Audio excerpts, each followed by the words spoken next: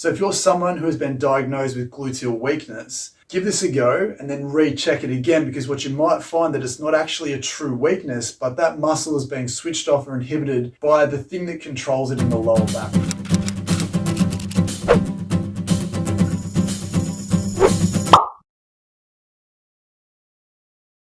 G'day and welcome back to the channel. So in today's video, I want to demonstrate to you why gluteal weakness should not be classified as a true muscle weakness, and instead why it should be looked at as more of an inhibition created by low back dysfunction. If you watch this video, I'm hopeful that I can convince you that there's something here that we've been missing for a long time, because this video is based on the things that I'm finding clinically, and I want to convey that to you guys and show you how to test this out for yourself to see what I'm finding in the comfort of your own home. Now, this is potentially a really important video to put out there because this isn't something that I hear spoken about much at all in my industry. So there is the potential for this to be new and exciting information. So if you go on to enjoy this video, if you find it genuinely insightful and helpful, consider sharing this video to someone who you think would benefit from this information, whether that's another health professional, whether it's someone who's going through some pain, whether it's back pain, knee pain, hip pain, or they're just an athlete that wants to become a better athlete. Please consider sharing it to them, because I want this information to get out to as many people as possible. I hope to do some research on this in the near future, because I understand that when you're someone putting new information out into the world, the unfortunate nature of our industry is that instead of being open-minded and willing to sort of consider new ideas and new findings, a lot of us are very quick to be closed-minded and potentially a little bit toxic surrounding evidence or research. Now, my clinical findings on this, it's based on observable, measurable, and repeatable clinical results with my patients. And I'm confident that by the end of this video, you will hopefully understand exactly what I'm hoping to explain. But on top of that, I also understand that alone, someone saying that they have clinical findings that are very powerful, it doesn't have the same weight as someone who has clinical findings and a piece of paper that has a conclusion that says this is also a real result. So with that being said, if you do find this video helpful, please consider leaving a like rating down below. If you like this type of content, please consider subscribing. And if you want to help support the channel, please consider leaving a super thanks donation on the video.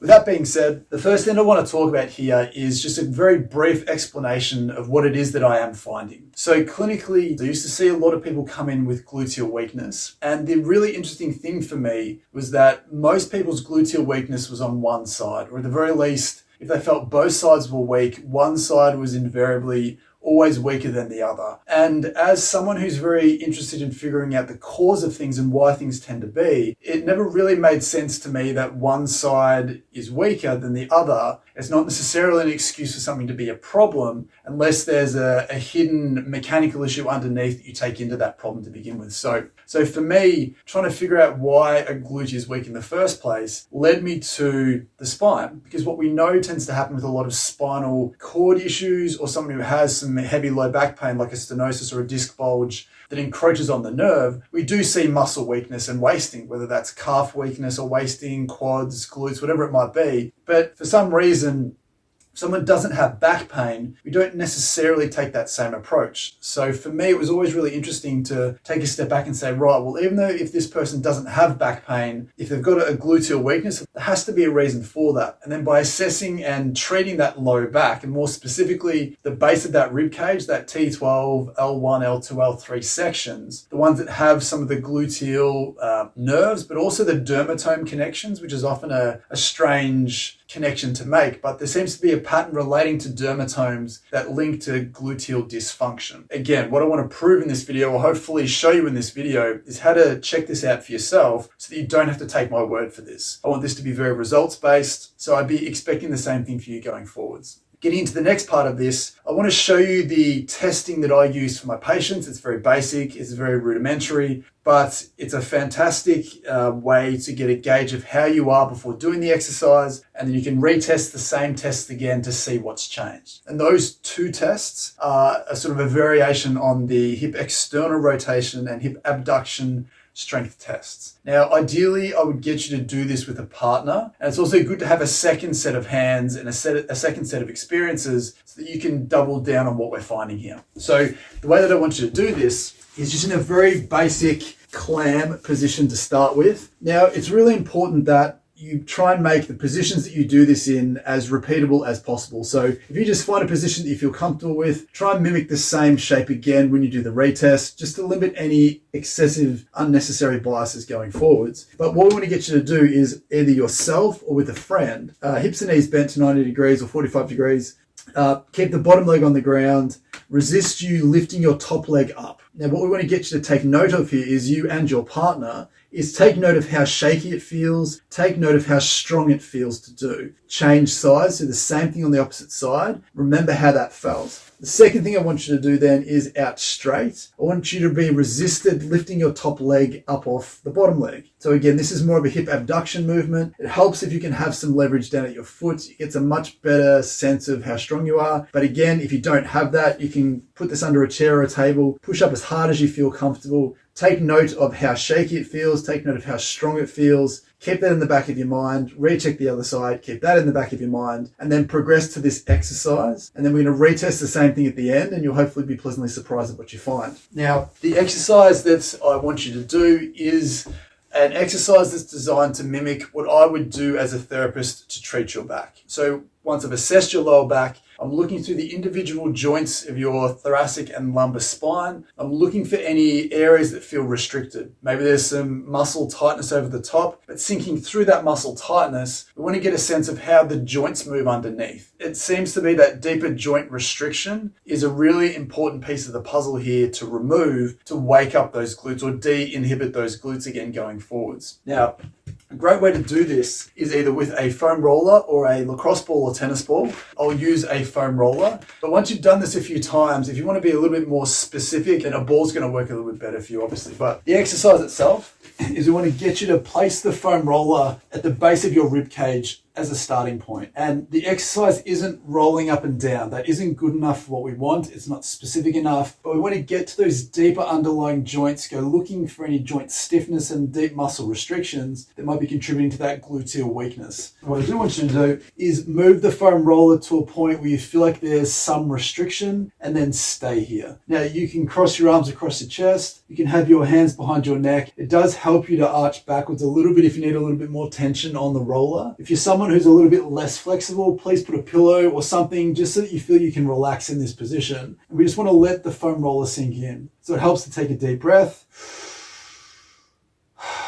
Just help your nervous system feel safe, help any of those rib joints mobilize a little bit more. But what I want you to do here as well is if you roll a little bit to one side, and then a little bit to the other side, you should feel like one side has a sense of greater density, greater restriction, greater stiffness. Now, we're not necessarily looking for any tenderness or pain because there's a fair chance that you don't have back pain to begin with. But what I find personally is that in about 50% of cases, the stiffest side can be the opposite side to the side that you have gluteal weakness. I want to sort of promote this culture of looking for stiffness and tightness, irrespective of which glute it is, which is the problem for you. So once you've found the side that feels a little bit more restricted than the other, stay there, relax down onto it.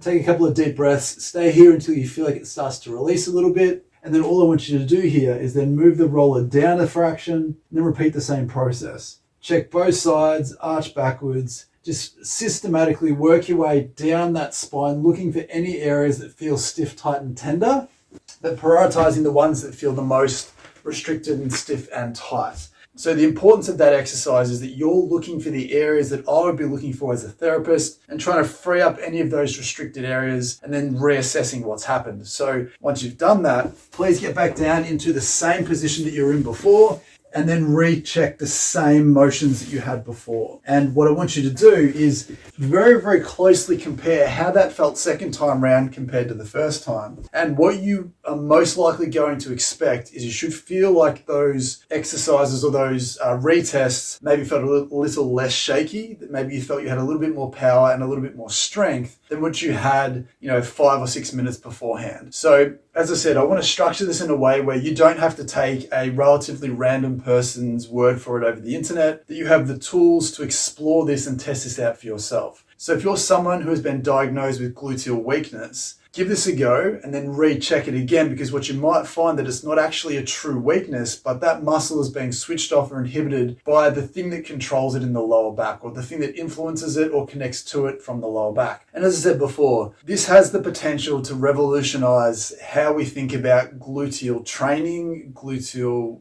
weakness, gluteal fitness, essentially, because if we're looking at potentially a hidden cause of that, by treating that hidden cause, we can fundamentally improve and quickly and efficiently and effectively improve how that glute functions in a record amount of time, as opposed to having to wait, 2, 3, 4 weeks to see those changes with some strength and resistance training. So I think it's a really important piece of information to hopefully get out there into the world. I'm putting myself out there on this topic in particular because I really believe that this has the power to make a difference for a lot of people. So if you're watching this, I really need your help to get this out to as many people as possible. So anything you can do would be greatly appreciated. So as always, I really appreciate you watching. I hope it was helpful, and we'll see you in the next one. Bye.